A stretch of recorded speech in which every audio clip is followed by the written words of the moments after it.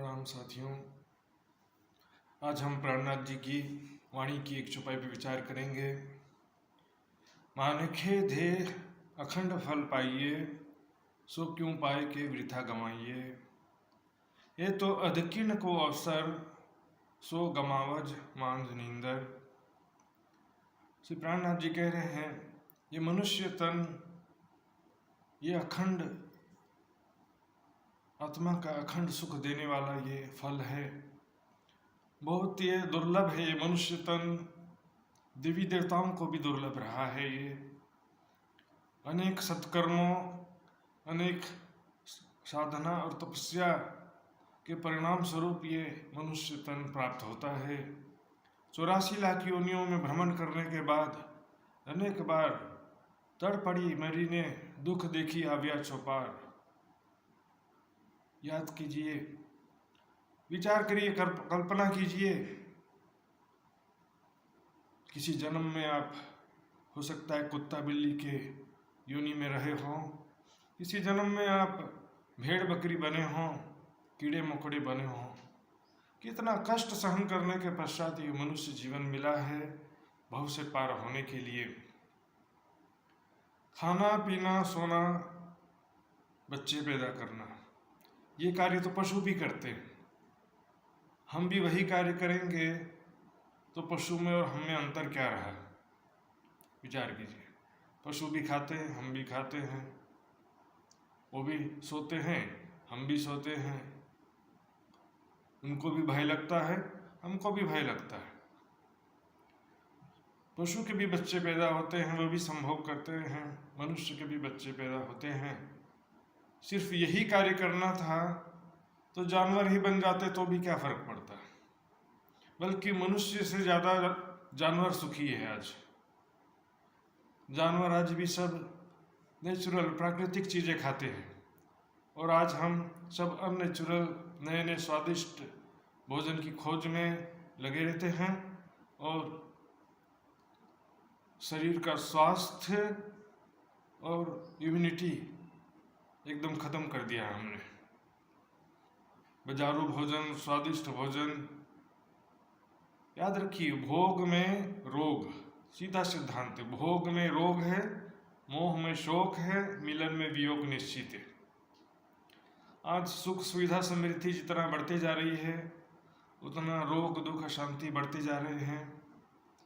जितनी बीमारियां बढ़ते जा रही हैं, डॉक्टर बढ़ते जा रहे हैं, हॉस्पिटल भी बढ़ते जा रहे हैं। तो आखिर हम सफलता की तरफ आगे बढ़ रहे हैं, सुख शांति की तरफ आगे बढ़ रहे हैं कि नश्वरता की तरफ आगे बढ़ रहे हैं? ये जो हम बोलें कि ये हम मनुष्य हैं, हमको दिमाग दिया है परमात्मा ने, तो लेकिन हम उस दिमाग का प्रयोग कहाँ कर रहे हैं? जानवर कभी पाप नहीं करता है, लेकिन मनुष्य ये दिमाग दिया, इसका प्रयोग दिन रात पाप करने में लगा हुआ, पाप कमाने में। सोचेगा कि कैसे मैं धूर्तता करूं, कैसे लोगों को ठगूं, 2 नंबर से कैसे पैसे कमाऊं, कैसे बेईमानी करूं। इसका प्रयोग कर रहे हैं। दिमाग का प्रयोग कर रहे हैं। परमाणु बम कैसे बनाए, अणु बम कैसे बनाए, हाइड्रोजन बम कैसे बनाए, केमिकल बम कैसे बनाए। अब देखिए, जैविक बम, जैविक हथियार भी ये मनुष्य की कुटिल बुद्धि की उपज है। और ऐसा करके फायदा किसी को कुछ नहीं होने वाला। ये मनुष्य प्रजाति को ही नुकसान पहुंचा रहे हैं। ये मनुष्य को बुद्धि दिया था परमात्मा ने कि विचार करे कि हम कौन हैं। ये भोग विलास करने के लिए शरीर नहीं मिला है। ये शरीर तो क्या होता है, जितना भोग करते हैं उतना रोग आता जाता है। भर्तृहरि ऋषि ने कहा, भोगा न भुगता वह मैं भुगता। भोगों को हमने नहीं भोगा, भोगों ने हमको भोग लिया। तृष्णा न जीर्णा वह में जीर्णा। तृष्णा बूढ़ी नहीं हुई, हम बूढ़े हो गए। इसलिए आज इसी असंयमित जीवन और भोग विलासिता के कारण जो बीमारियां बुढ़ापे में भी नहीं आती थी कभी, सारी बीमारियां और नई नई बीमारियां जवानी में भी आती जा रही हैं। ये मनुष्य जीवन मिला है तपस्या करने के लिए। ये मनुष्य जीवन मिला है पुरुषार्थ करने के लिए, परिश्रम करने के लिए, कुछ हासिल करने के लिए। बिना परिश्रम के तो दुनिया के भी उपलब्धियां हासिल नहीं होती हैं, और दुनिया की उपलब्धियां हासिल हो भी जाए तो भी सुख शांति नहीं मिलता है। दुनिया में आप 1 करोड़ रुपए कमा लिए, बहुत बड़ा इंजीनियर, डॉक्टर, फॉरेस्ट ऑफिसर बन गए, तो क्या हासिल हो गया? महीने में 1 लाख रुपए कमाएंगे तो भी क्या हासिल होगा? उस 1 लाख रुपए से आप कर क्या सकते हो? रोटी, कपड़ा और मकान ही मनुष्य की आवश्यकता है। उसी को पूरा करने के लिए धन की आवश्यकता होती है। और जितना ज़्यादा पैसा होता है उसका उपयोग मनुष्य क्या करता है?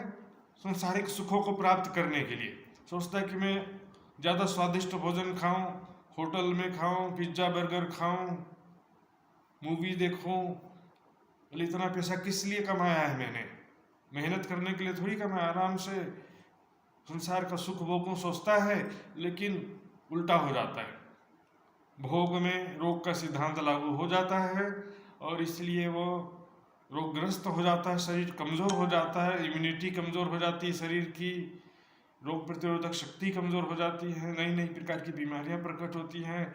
आपस में भी स्वार्थ, छल कपट और बेईमानी से जीवन अशांत हो जाता है, जीवन में अशांति हो जाती है। सगे संबंधी है, माता पिता, भाई बहन, पति पत्नी, बच्चे, आपस में प्यार नहीं रहता है। सब स्वार्थ की दृष्टि से एक दूसरे को देखते हैं और जहाँ एक दूसरे से दुख मिलता है और सारा प्रेम खत्म हो जाता है। एक दूसरे को धोखा देने की कोशिश करते हैं सभी। भौतिकवाद में जितना आगे बढ़ते जाएंगे उतना ज़्यादा रोग दुख अशांति बढ़ता जाएगा। ये मनुष्य जीवन आधे क्षण का अवसर कहा गया। देखने में लगता है कि 50 साल जिंदा रहा या 75 साल जिंदा रहा, लेकिन ये समय जो है, ताली बजाने में जितना समय नहीं लगता है उतने समय में, उससे भी कम समय में अवसर हाथ से निकल जाता है। सोचिए हमारा बीता हुआ जीवन कितना सेकंड लगा जाने में, और आने वाला समय भी सपने के समान चुटकी बजाते समय ही हाथों से निकल जाएगा। उमर खोई अमोलक, मोह मद क्रोध ने काम, विखिया विखे रस भेदिया, गल गया लोहुमा श्याम। ये मनुष्य जीवन जो है मोह मद और काम इसमें बिता दिया। ये शरीर जो था, इंद्रियां थी इसकी, विखिया विखे रस भेदिया, गल गया लोहुमा श्याम। शरीर कमजोर हो गया, क्षीण हो गया, जीर्ण शीर्ण हो गया, रोगग्रस्त हो गया, नष्ट कर दिया भोग विलास के चक्कर में हमने। ये मनुष्य जीवन हम 100 साल तक सुखपूर्वक जी सकते हैं यदि संयमित रहें, रेगुलर आसन प्राणायाम करें, परमात्मा की भक्ति करें, स्वाध्याय करें, साधना करें, तप करें। ये मनुष्य जीवन पुरुषार्थ करने के लिए मिला है। इसलिए प्राणनाथ जी कहते हैं, मानखे दे अखंड फल पाइए, सो क्यों पाए कि व्यर्थ गमाइए। पशुवत खाना पीना सोना इसी चक्कर में क्यों व्यर्थ गमा रहे हो? ये तो अदकिन का अवसर, सो गमावज वांझ नींदर। माया के नशे में इसको व्यर्थ में गंवाते चले जा रहे हो। ये क्षण का अवसर है सुंदर साथी साथियों, ये फिर से मिलने वाला नहीं है।